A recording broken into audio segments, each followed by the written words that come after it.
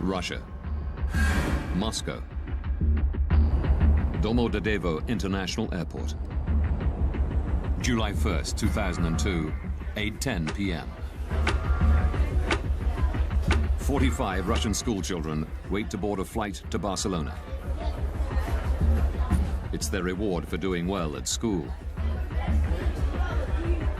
Among them is 11-year-old Artur Hamatov. At the start of the school year, we agreed that if he finished with top grades, then he could go with the group.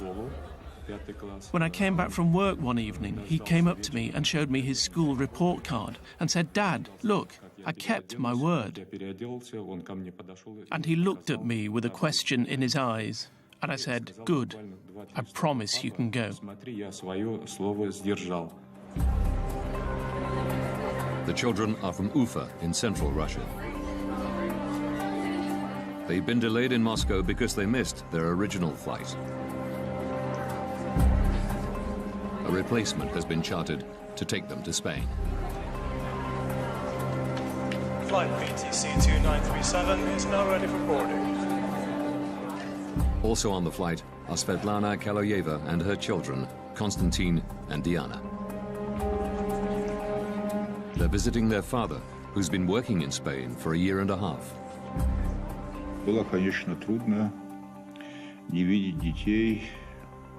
I spoke to them on the phone every day, which made my stay easier. But it was hard not to see my children for such a long time. Svetlana is lucky to get seats on this Bashkirian charter. Delays in getting visas meant other flights were sold out. We were finally going to see each other and we were going to have fun together.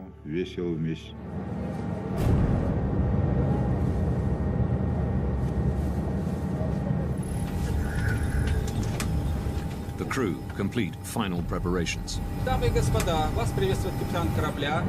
Добро пожаловать на борт башкирских авиалиний.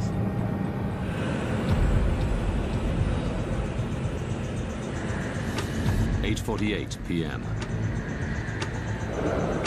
The Bashkirian Charter Airlines flight BTC 2937 takes off from Moscow's Domodedovo Airport. Distance to Barcelona, 3,000 kilometers. Estimated flight time, 4 hours, 20 minutes. Switzerland. Zurich Area Control Center. 11 p.m. 35-year-old Danish-born air traffic controller Peter Nielsen is working the night shift. He and one other controller are managing a sector of airspace above eastern Switzerland and part of southwestern Germany. By day, this is one of the busiest crossroads in Europe. But at night, traffic slows down to a trickle, with only a few planes at any given time. Peter Nielsen's colleague goes on a break. Nielsen is solely responsible for all Zurich area airspace. He sets one radar for traffic passing through his sector, and the other for planes coming into land at nearby Friedrichshafen Airport. But after 11 p.m., there are no scheduled landings. Nielsen can concentrate exclusively on passing traffic.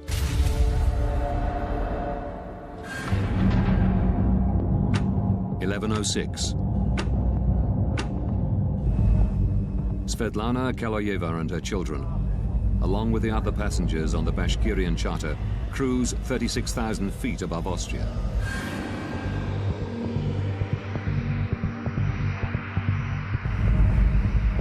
They're scheduled to arrive in Barcelona in just over 2 hours. 600 kilometers away, a DHL Boeing 757 takes off from Bergamo in Italy. Destination, Brussels.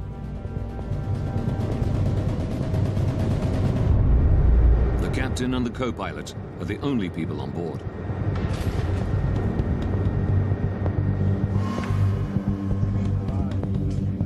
maintenance engineers arrive in Nielsen's control room. So you will be working from the backup, okay? They've come to service the main radar.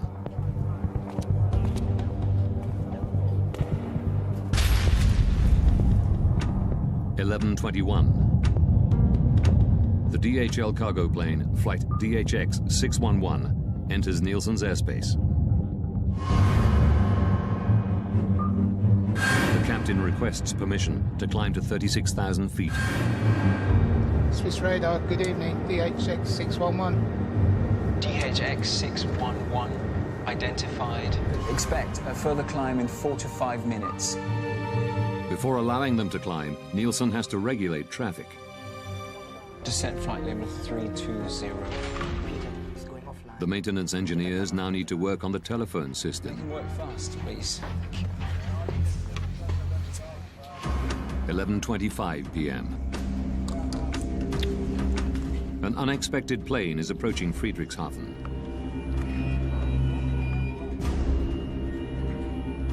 Nielsen has to switch radar stations. A delayed Airbus, flight AEF 1135, is coming in to land.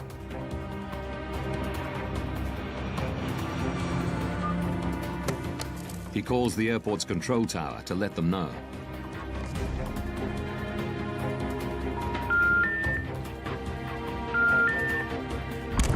He can't get through. But he still has 10 minutes before the Airbus will land. So he moves back to the passing traffic radar. DHX 611. And gives the DHL cargo plane the go-ahead to climb to 36,000 feet. Climb flight level 360.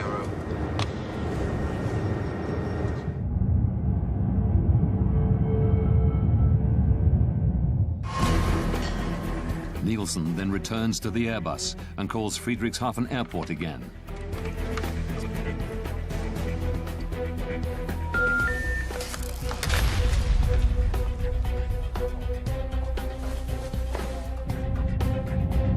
BTC 2937. The Bashkirian charter calls in as it approaches his sector. Station calling, say again? BTC 2937. Level 360. Level... But just as Nielsen acknowledges them, the Airbus contacts him. AEF 1135 is inbound. The final approach fix for ILS runway 24. I expect so. I'll call you back shortly. Nielsen calls Friedrichshafen a third time.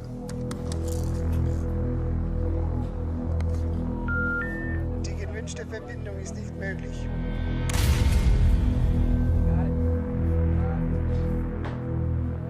AEF 1135. He radios the Airbus and tells them to contact the airport directly. I lost my phone connection to Friedrichshafen. Could you please call them on your second set? Affirm. The DHL plane is now flying over Switzerland at 36,000 feet. Suddenly, its onboard traffic collision avoidance system, TCAS, sounds an alert. Traffic. Traffic. Traffic. Traffic. At exactly the same time, the Bashkirian plane's TCAS system also squawks. Traffic. Traffic. The two planes are now 25 kilometers apart. They're flying at exactly the same altitude to exactly the same spot.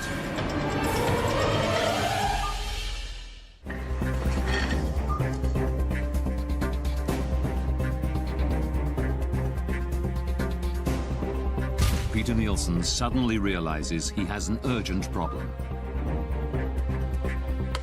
BTC 2937. He immediately tells the Russian pilots to descend. Descent flight level 350. Expedite, I have crossing traffic. Seconds later, their TCAS system says the exact opposite. Climb. Climb. Climb. Climb. This is climb. Climb. He's guiding us down. Climb. Climb. At the same time, the DHL's TCAS tells it to descend. Descend. Descend.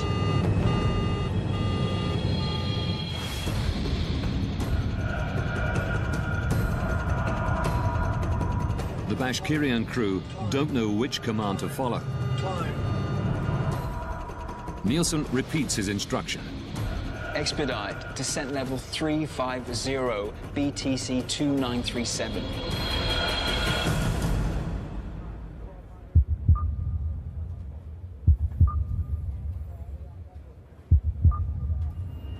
When he sees that they followed his orders, Nielsen tells them that the DHL plane is approaching from their right-hand side.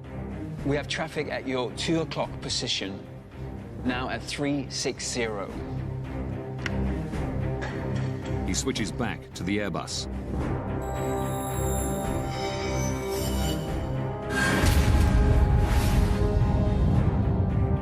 In the Bashkirian charter, the crew are looking for the DHL plane. The two aircraft are now just over 5 kilometers apart. They are both in descent, closing at a rate of 1,300 kilometers per hour, faster than the speed of sound. It's here, descent! Stay on the left. Descend hard, descend!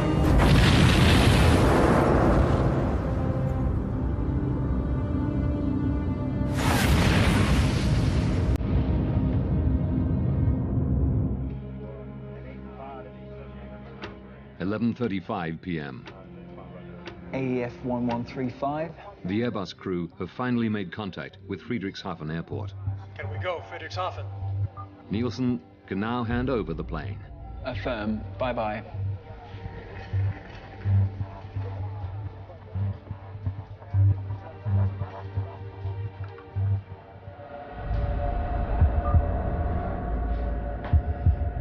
BTC 2937. BTC 2937.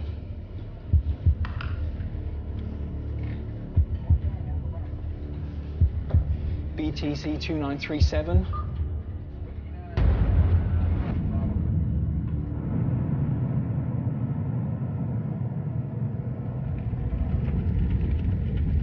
Burning wreckage falls from the sky near Überlingen, Germany.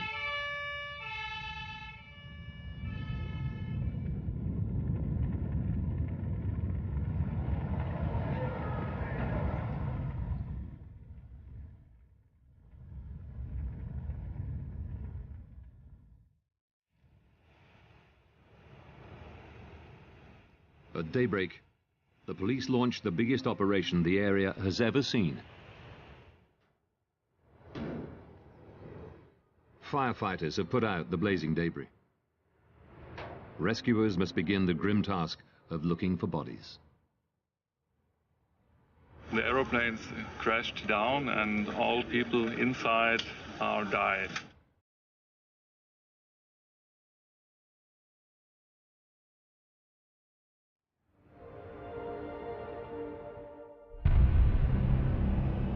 Within days, the victims' families arrive at the scene. Among them is Zulfat Hamatov, father of 11-year-old Artur. Через 2 дня мы полетели в Германию. Это был шок, мы все были в шоке. It was a shock. Many parents were fainting when we saw the broken plane wings, the broken tail. We still hoped that these children would run in, appear from somewhere, and probably every parent believed in some miracle. Vitaly Kaloyev flies in from Barcelona, holding out for news that his wife and children were not on the flight. One has to be certain. Maybe it was not my aircraft that crashed. Maybe something else had happened. Who can know without proof? Investigators confirm his worst fears. 71 people on board the two planes are now confirmed dead. It is the worst civilian aircraft accident that Germany has ever seen. In an industry protected by multiple and highly advanced safety systems, how could this happen? Now, by rewinding the events of that day, and by going deep into the investigation, Traffic. we can reveal the calamitous chain of events that brought two planes to exactly the same spot at exactly the same time. Investigators from the BFU, Germany's Federal Bureau of Aircraft Accident Investigation, are called to the scene. Jens Friedemann is put in charge of the crash site. Die Untersuchung eines Flugunfalls. The investigation of an air accident is like a forensic investigation, a crime scene. One wants to establish the facts. An crime scene.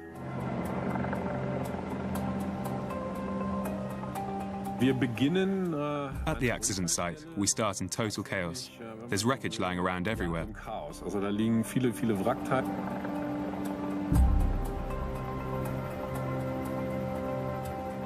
Friedemann can take nothing for granted. Not even that the two planes collided. Two aircraft were in the air. Whether they had collided or just flown past each other too close and lost control, or something like that, we just didn't know.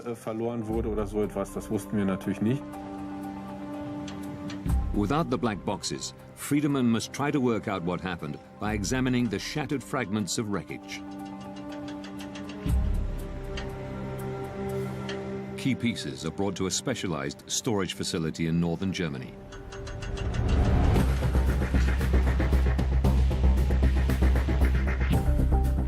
To Friedemann's eye, the mangled metal soon tells a clear story. The Boeing made contact with the Tupolev in one spot. The vertical tail section was broken off. The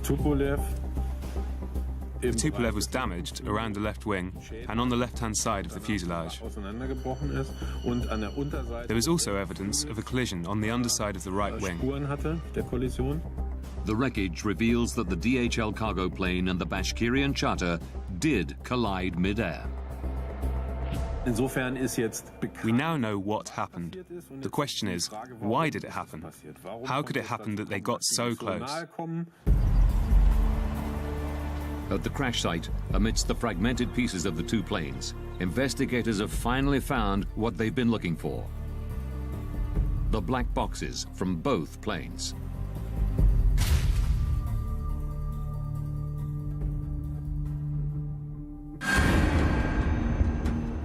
This was very important for us as accident investigators. The BFU's Johann Reuss joins the investigation. It is his job to analyze the contents of the recorders. The cockpit voice recorders help us understand what happened in the cockpit, how the pilots reach their decisions. Reuss begins by examining the pilot's traffic collision avoidance system, TCAS. Our first question was to establish whether TCAS had worked the way it was intended to, the way it was designed. TCAS builds a three-dimensional map around an aircraft using its altitude, speed, and heading. All planes fitted with TCAS constantly transmit this information to each other. If planes get too close to one another, TCAS warns the pilots. Traffic. And if necessary, gives them what is called a resolution advisory. Descend.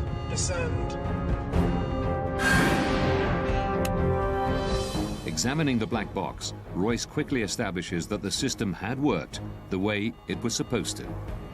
Traffic. Before the collision, both TCAS systems generated and displayed a resolution advisory. The Russian Tupolev was instructed to climb, and the DHL Boeing to descend. If the aircraft had followed these instructions, there would have been no collision. But while the pilots of the DHL plane obeyed TCAS, descend, descend.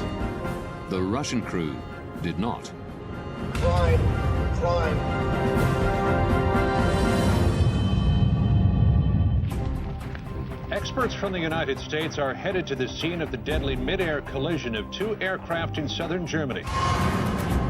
The Überlingen mid-air collision is now world news. The media are speculating freely and looking for someone to blame. The pilot of the Russian plane is said to have ignored repeated instructions from air traffic controllers. Why did the TCAS device meant to avoid collisions, in this case maybe help cause one? And why didn't the Russian plane descend when first ordered? A language problem? Controller commands are always in English. Black box recordings quickly eliminate one theory. Zurich, good evening. BTC 2937, level 360. Wir haben mit diesem Cockpit Voice Recorder With the cockpit voice recorder, we were able to establish that language was not the problem. The Russian crew understood English perfectly well. But the recorders reveal a surprising fact. Climb, climb. Es ist climb. He's guiding us down. Wir gemerkt haben, we noticed that there was an instruction from the air traffic controller. BTC 2937, descent flight level 350. And we found that at the same time, or immediately afterwards, there was also a TCAS advisory. Climb, climb. At almost exactly the same time, the Russian pilots were instructed to do two completely different things. Descent flight level 350, expedite. Now the crew needs to make a very, very fast decision. What do they do next? And we discovered that the crew had extreme difficulty making this decision. But it should have been straightforward. The two planes were flying over Germany, and European regulations clearly state that TCAS has priority over air traffic controllers. For me, there was absolutely no explanation why something like this would happen.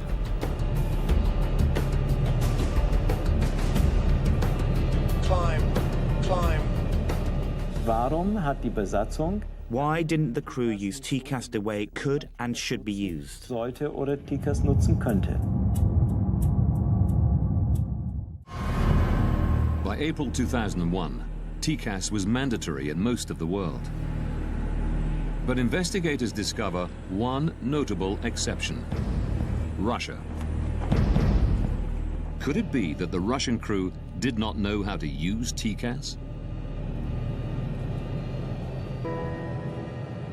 Rustam Mustafin is a former Bashkirian pilot. He confirms that even though not standard for domestic flights, planes flying overseas were specially fitted with TCAS. Как только международное сообщество ИКАО предъявило требования по снабжению... As soon as the TCAS requirement was introduced, the training school of Bashkirian Airlines ensured that our pilots were trained to use the system. Mustafin regularly flew with the pilots of flight BTC 2937. By the time of the disaster, we had acquired extensive experience using it. The crew knew how TCAS worked, but ignored its instructions.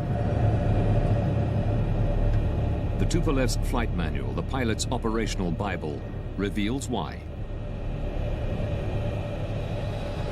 Wir haben aus diesen Handbüchern gelernt, dass We learned from these manuals that the orders from air traffic control always have a higher priority. immer eine höhere Priorität haben. The operations manual at the time stated that the Air Traffic Control Command was to be given precedence over TCAS in the event of the system issuing an alert. It said that the air traffic control had the final authority. Contrary to European regulations, the Russian crew were trained to use TCAS only as an advisory system and could choose to follow the controller's instructions if they wanted. They were following TCAS regulations, but Russian style. I would have done exactly what these guys did. I would have carried out the air traffic control command. Suddenly, we were able to understand why the crew acted the way they did. Investigators have discovered why both planes were in descent. While the DHL crew had followed TCAS, the Russian pilots obeyed air traffic control. But this doesn't answer a more basic question. TCAS is meant as a system of last resort. The planes shouldn't be close enough even to trigger it in the first place. Investigators have turned their attention to the air traffic control room. A controller must advise pilots to change altitude at least 2 minutes before a potential conflict. But Peter Nielsen didn't tell the Russian crew to descend until just 43 seconds before collision. BTC 2937 descent. Warum ist die Anweisung für die Why did the air Staffelung traffic für controller die issue the separation order so late? So spät, So late that the danger of an accident actually existed. eines Unfalls tatsächlich gegeben war.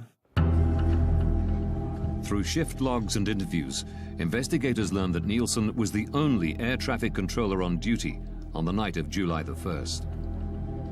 Official Skyguide policy is to have a minimum of 2 air traffic controllers on duty at any given time.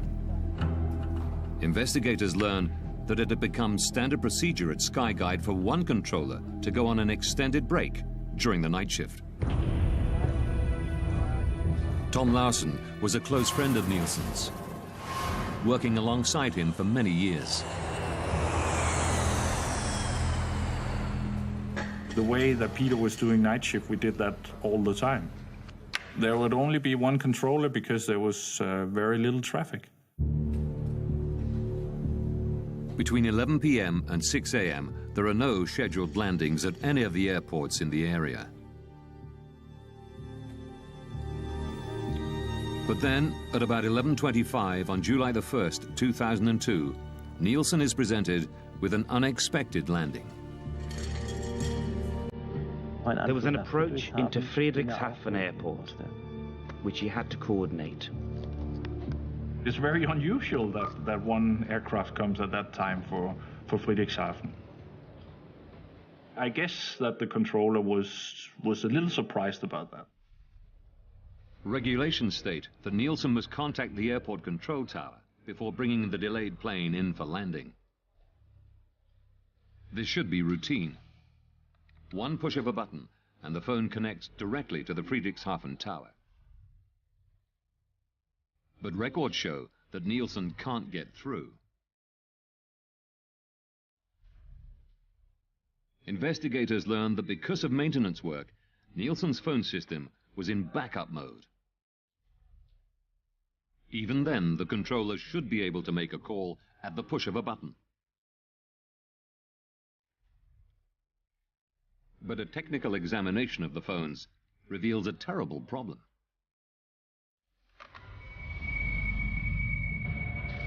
Dieses Backup, was als zusätzliche Verbindung noch The backup, which should have been there as an additional link, was not working that evening. Phone communication was not possible due to a technical problem. Nielsen tries repeatedly to call Friedrichshafen. A routine task is suddenly taking up most of his time.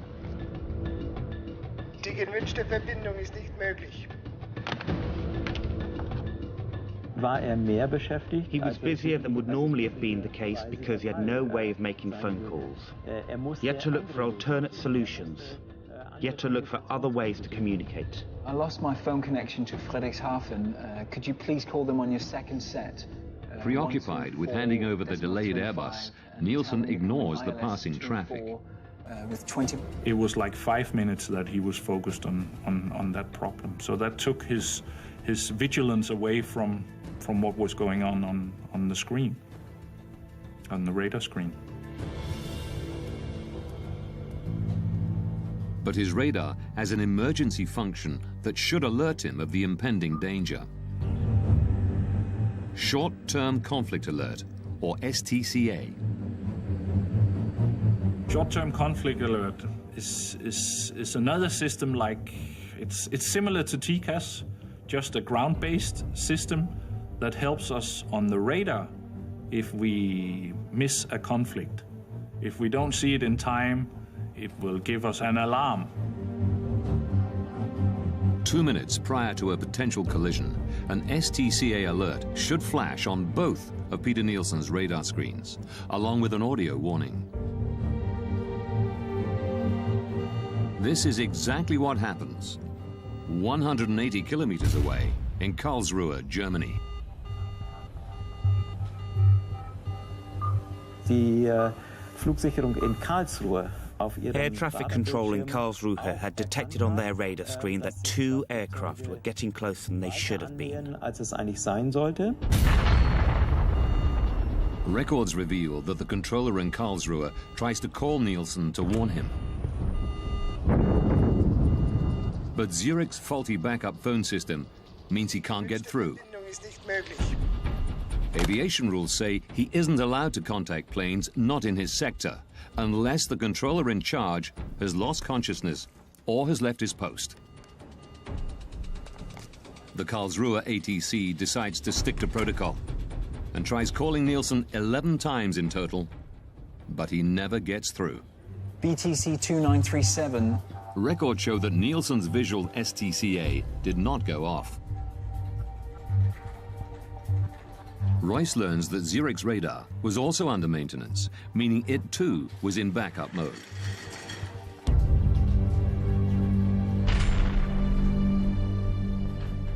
Durch die geplanten Arbeiten an dem The planned maintenance work on the radar system meant that not all the functions present during normal operations were actually available. In backup mode, there is one particular emergency feature which Nielsen does not have. The visual STCA alarm.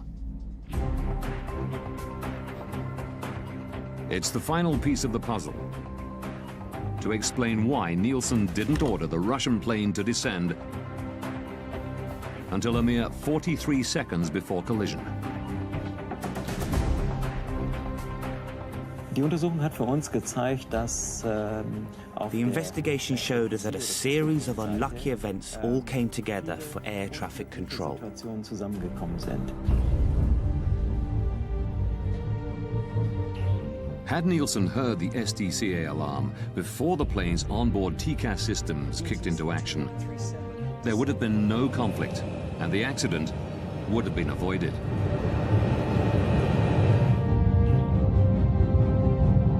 But then, one final twist. 19 seconds before collision, Peter Nielsen tells the Russian pilots that the DHL plane is approaching from their right-hand side. We have traffic at your 2 o'clock position, now at 360. Where is it? It is actually approaching from the left, the 10 o'clock position.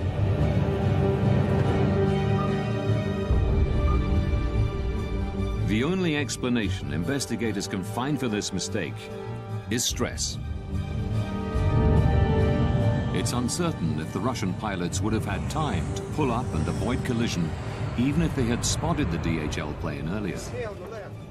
But the records show that in the final seconds, they tried.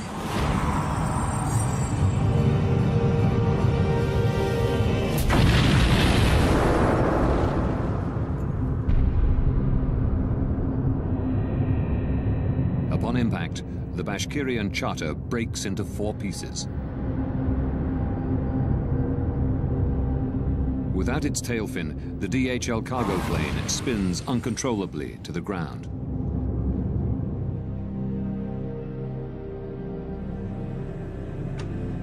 February 21st, 2004.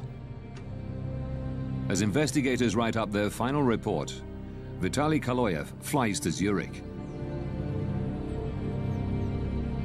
He's become obsessed with finding somebody to blame for the death of his wife and children. I wanted to hear them say, "We are responsible, but forgive us if possible." They killed so many children and nothing had happened. No apologies, no expressions of sorrow, nothing. Nielsen still worked at Skyguide, but was moving into areas of safety analysis. Kaloyev found where he lived. I went to see the controller. I knew he had been on duty that night. All this had to be brought to an end. Everything had to be closed. I didn't want to wait any longer and decided to finish this myself. Nielsen came out. He was taller than me. I showed him the photos of my children lying in their coffins. He pushed my hand away. Then he got what he deserved.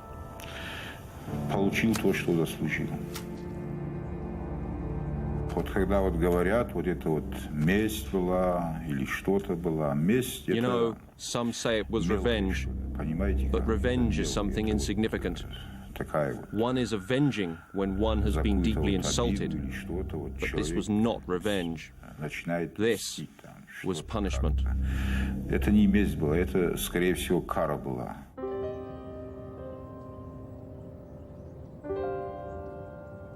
In Switzerland, a man has been arrested in connection with the killing of an air traffic controller who'd been on duty when two planes collided 2 years ago. Hunted down and stabbed to death in front of his family. Murdered for a fatal mistake. Peter Nielsen was 36 years old. He and his wife had 3 children. After his arrest, Vitaly Kaloyev is held in a psychiatric institution, while the court decides whether he's mentally fit to stand trial. Kaloyev is convicted of premeditated killing and sentenced to 8 years in a Swiss prison. In November 2007, he's released after an appeal determines that he had acted with diminished responsibility because of the deaths of his wife and 2 children. Vitaly Kaloyev is unrepentant about his actions.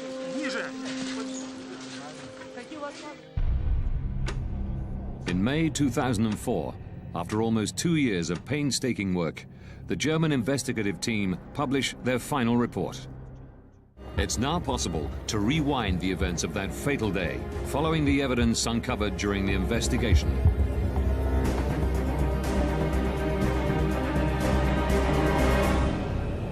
July 1st, 2002. 8:48 p.m. 2 hours, 47 minutes from disaster. A Bashkirian Airlines charter takes off from Moscow's Domodedovo airport. 20 minutes from disaster. At the Zurich Area Control Center, 2 air traffic controllers are on duty. One goes on a break. Peter Nielsen is now working alone. 12 minutes, 33 seconds from disaster. A DHL cargo plane enters Nielsen's airspace and requests permission to climb to 36,000 feet.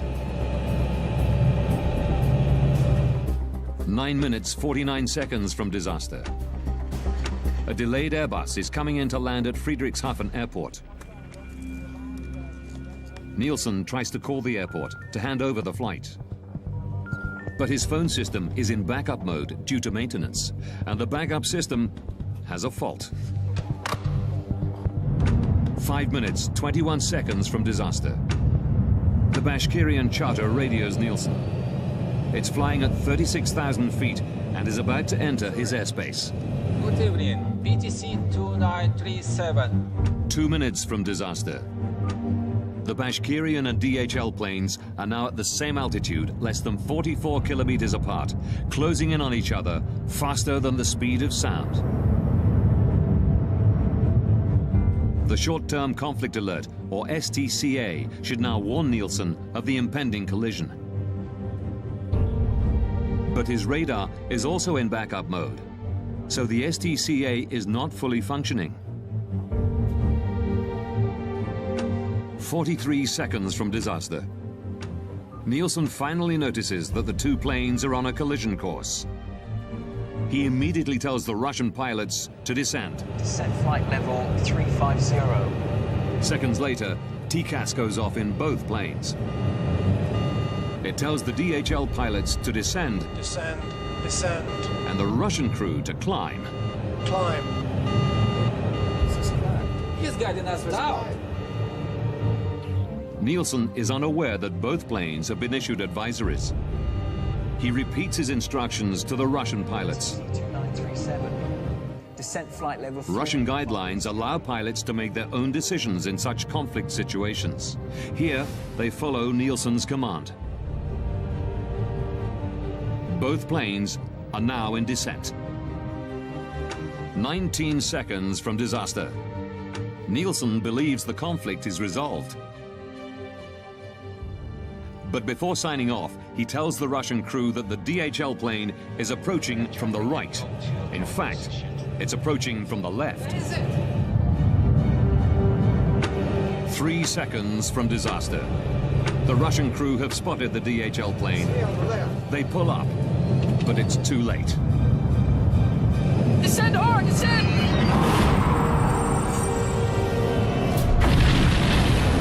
At 11:35 p.m., the planes collide 35,000 feet above the city of Überlingen, Germany.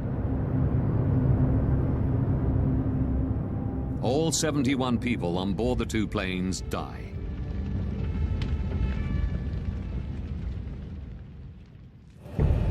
The German investigative report concluded that Peter Nielsen and the Russian pilots had made serious mistakes. But the primary cause of the accident was negligence on the part of Skyguide. In May 2004, immediately after the BFU report is published, at a press conference in Zurich, the CEO of Skyguide, Alain Rossier, issues a formal apology. Es sind auch bei uns Fehler gemacht worden und wir We too have made mistakes, and we most deeply regret this. We take responsibility, as outlined in the German investigation report. And we ask the families of the victims for forgiveness. In September 2007, a Swiss court finds 4 Skyguide employees guilty of negligent homicide. 3 managers who tolerated the single controller policy are given 1-year suspended jail sentences.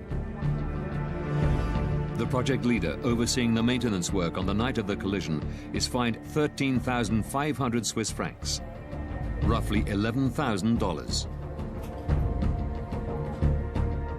Following recommendations from the German investigative team, Skyguide implements a variety of procedural changes. They now ensure there are always 2 controllers on duty, even during the quiet night shift. Nobody will ever find themselves in Peter Nielsen's position again. Investigators also recommend that international and regional TCAS regulations be standardized, along with aircraft operations manuals. TCAS must have ultimate priority over air traffic control. One cannot say with 100% certainty that this kind of event will never happen again. But we are very confident that we were able to make a significant contribution to preventing the repetition of an event like this.